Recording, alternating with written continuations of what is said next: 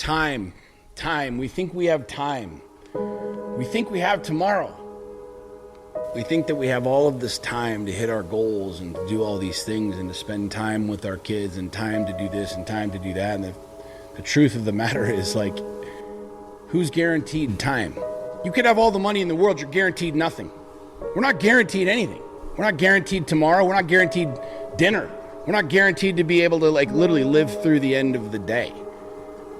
Time's a very interesting thing, man. The older I get, the more I appreciate every little second. Everything. So the truth of the matter is, I don't know how much more time I have.